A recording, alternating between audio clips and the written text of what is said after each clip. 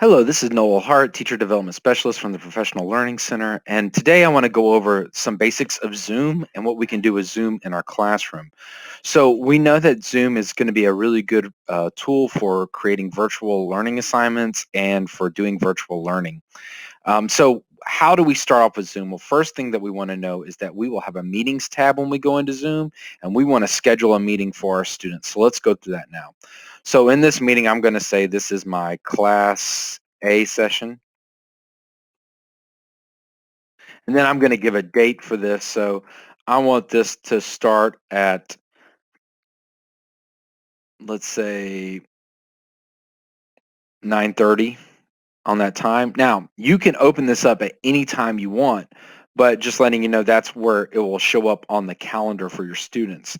Of course, my duration, I want it to be, let's say, an hour, but of course I can go beyond an hour. So I don't have to have that. Again, this is what's going to be showing up on my calendar. And I schedule this for myself. Now, I could do a passcode, which I would advise you to do. You probably don't want to do a waiting room because that means you're going to have to let in everybody. But just in case you're afraid that students are letting them, they're sending out this invite to all their other friends, you might want to do a waiting room. So that way you know who's coming in and who's not. But in case you don't want to, it depends. So a passcode for sure, you have to have a passcode or you have to have a waiting room. And these are going to be mandatory in I think September for Zoom anyway. So the video, you probably want it on the host, but you don't have to, but I would advise you to have it, but your participants, I would have it off. And of course, audio, you'll want the computer audio. And then here's what I would do. I would have this off so they can't be on there without you being on there, which is going to be very important so that you know they're not doing anything wrong. So don't click that one. I would definitely click mute participants so when they come in, they're not immediately on there. I would have, we'll talk about breakout rooms and how to pre-assign them. We'll discuss that. And then I would definitely do this, record the meeting automatically, and we'll show what to do on the local computer. Okay? So once I'm done with that, I'm going to save that. And then I like to have this on the Google Classroom. And I'm going to add it to my Google Classroom. I mean, on my Google Calendar, not Google Classroom, but Google Calendar. Okay. And then I'm going to save that. So there it is for me. I'm ready to go. Okay. So let's look and see what else that I can do.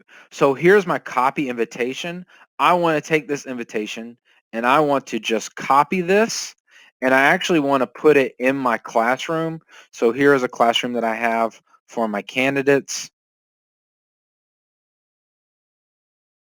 And I just want to, create this as a maybe assignment or as material. And this is the virtual learning session for 7:31.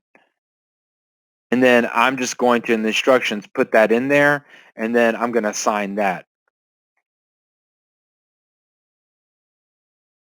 So then when they go in there, they can click on that. And then because you have the passcode with them, they'll actually just be able to open it up.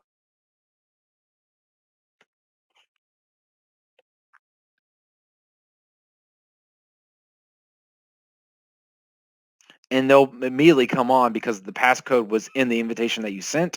If they are having a problem, just tell them to go back and put in the passcode. Okay, so that's how that will work for the first part. So that's how I would do it.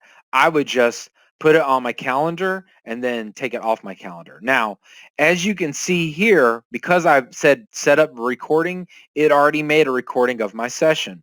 Where do I find that recording? I'm going to find it actually in my PC and in my documents. So PC and then documents, and you'll see that Zoom right here has these recordings, and it gives you the title of what your recording was. And so when I click on it, there is my Zoom recording. So it's in the documents section on my computer, which is great because we'll talk a little bit later about how we can use that to upload back into the classroom or back on YouTube, and how we can also edit those. Okay, so those are all things that we can do in the Zoom session.